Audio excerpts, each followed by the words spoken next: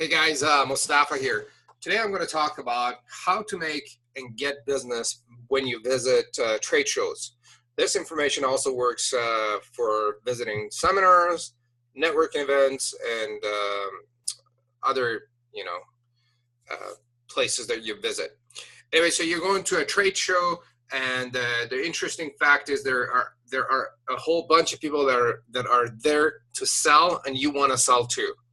And so you should not go there to sell. That's point number one.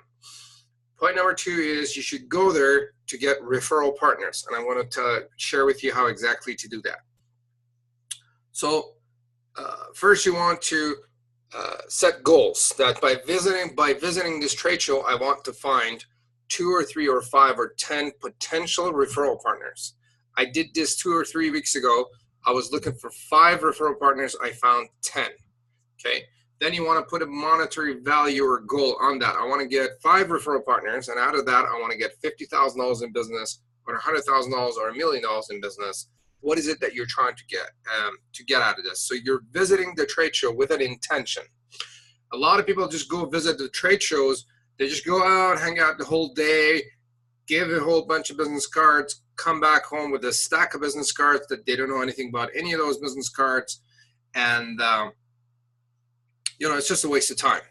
So when you're going in there, third point in there is you're going there, it's better to walk out with 5 good, deep, meaningful conversations that are going to actually, end up in business or end up in a referral versus talking to 100 people that gets you nothing.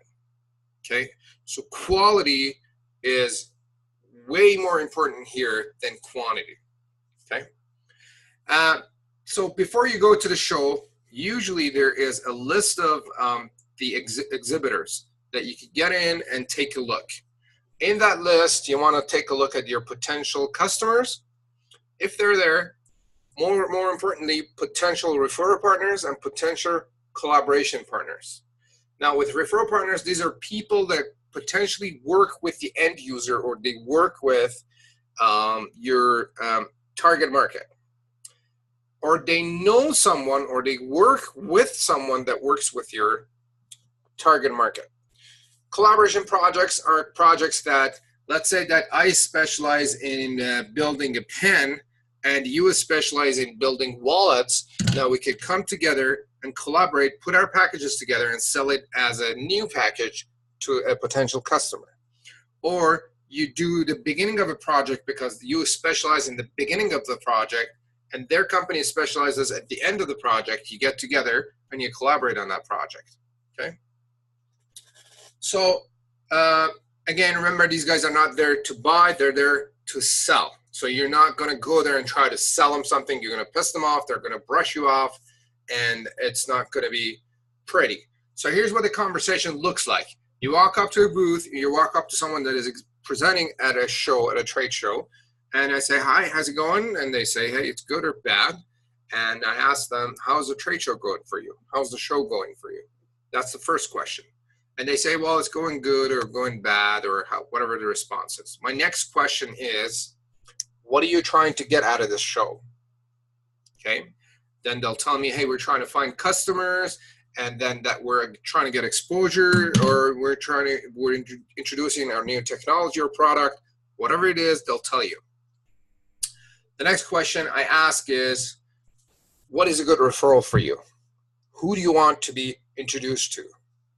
And if they know what is a good referral for them, they'll tell you, I want to get introduced to an accountant, an oil and gas company, or whatever it is, they'll tell you.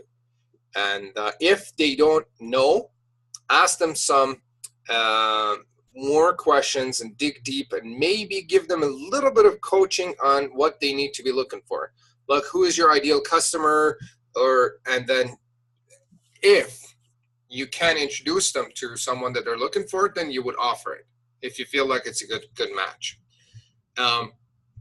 If they're looking for a referral, someone that you can introduce to them to, genuinely introduce them. But if you don't have somebody to introduce them to, if you don't know anybody that you can refer them to, be honest and say straight up, I don't know anybody that I can refer you to. Okay? Now, that's an honest answer with integrity. Now, down this road, when you listen and when you dig deep, that's obviously it's someone that you feel like this is going somewhere. You also you must make sure that you're talking to the right person. Okay? The other point that is very important is you never know who this person knows. Right? You never know who this person knows. Maybe they know their uncle is an owner of the company. Maybe their best friend is. Maybe one of their customers are. Maybe the people that they are their customers, they know your end users. You never know who they know. Now, at some point down in this conversation, they ask you, what about you? What do you do? So you tell them that I specialize in doing this for this group of people, right? For example, you say, I specialize in doing marketing for chiropractors, right? Or I specialize in helping engineering companies grow and scale their business. That's what I specialize in. That's very specific. They understand. And you would say, I'm looking for someone that knows chiropractors. That's killing a few birds with one stone. You don't say, are you a chiropractor? I'm going to try to sell you. Or you don't say, are you an accountant? I'm going to sell you my stuff. You ask, I'm looking for someone that knows and deals with chiropractors or accountants or cleaning companies, whatever your market is. Okay. Then you ask a specific question to a specific group of people. Do you know someone? Now, the wisdom behind that question is he may not be the right person for you, but he may know someone that knows your customers. And then you ask them, would you be open to introduce me to that person?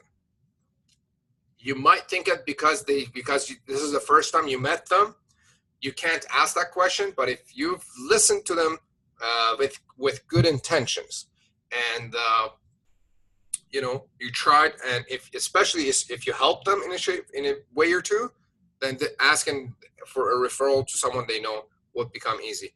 Now, they may say, I cannot reintroduce you right now, but let's talk next week or the week after, and let's do that. You want to also book that appointment, put it on paper with a date that I will call you next Thursday at 2 p.m. to talk about this. It's very important to get that commitment. You don't want to walk out with oh yeah, give me a call, right? You don't want to do that.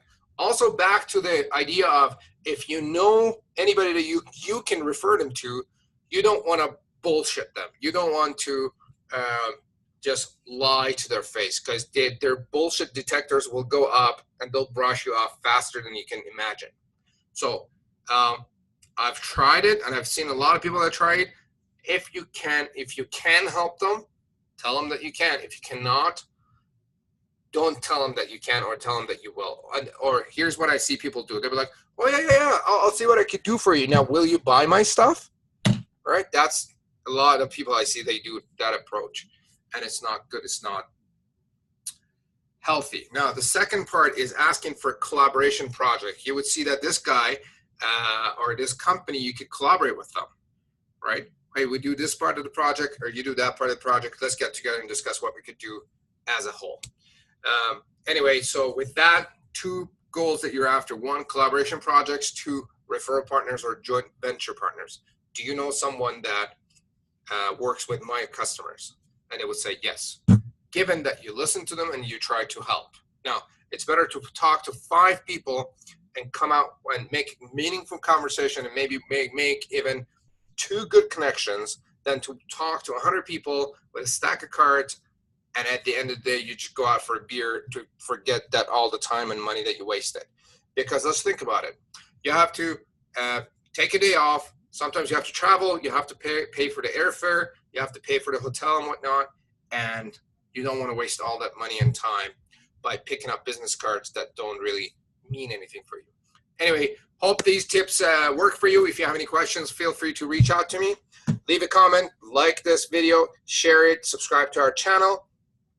And I look forward to seeing you and speaking with you. Mostafa Hosseini, your business and marketing coach. Bye-bye.